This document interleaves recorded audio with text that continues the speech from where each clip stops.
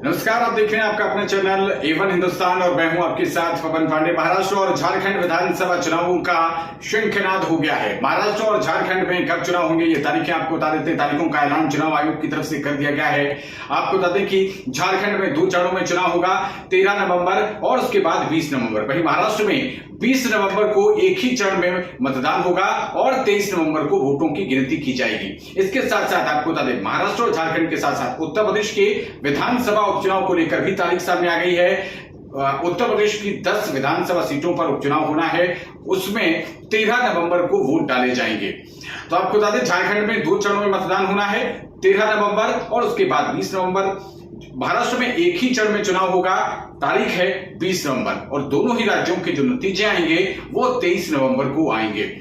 तो ये बड़ी खबर आप तक पहुंचा रहे हैं। उत्तर प्रदेश में 13 नवंबर को वोट डाले जाएंगे। जो विधानसभा सीटों पर वोटिंग होनी है, उपचुनाव होना है, उसको लेकर मतदान की तारीखों का ऐलान हो गया है और सियासी पारा हाई होगा। सभी प्रमुख पार्टियां अपनी अपनी तैयारियों में जुटी हुई हैं। झारखंड को लेकर आपको बताते हैं कि कब वोटिंग होगी, कब उसको लेकर रिजल्ट आएगा।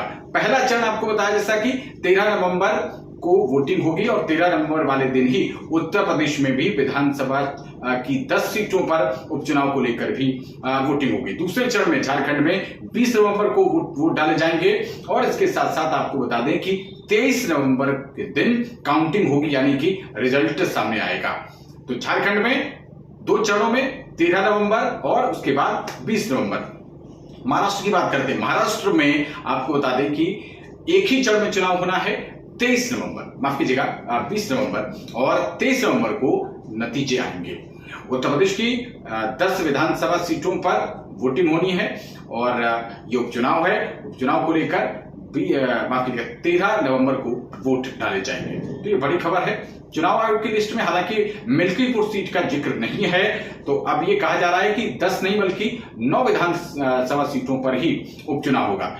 कुल मिलाकर 10 विधानसभा सीटों पर उत्तर प्रदेश में उपचुनाव होना था, लेकिन चुनाव आयोग ने जो लिस्ट जारी की है उसमें मिल्कीपुर सीट का कोई भी जिक्र नहीं है और इसी लिहाज से माना जा रहा है कि 9 विधानसभा सीटों पर 13 नवंबर को वोट डाले जाएंगे। तो ये बड़ी खबर आप तक पहुंचा रहे हैं। महाराष्ट्र में एक चरण में 20 नवंबर को, उसके बाद झारखंड में 2 चरणों में 13 नवंबर और 20 नवंबर। उत्तर प्रदेश की 9 विधानसभा सीटें, पहले 10 विधानसभा सीटों पर उपचुनाव होना था, लेकिन क्योंकि चुनाव आयोग की लिस्ट में मिल्कीपुर विधानसभा सीट का जिक्र नहीं है, इसलिए माना जा रहा है कि 9 विधानसभा सीटों पर ही उपचुनाव होगा।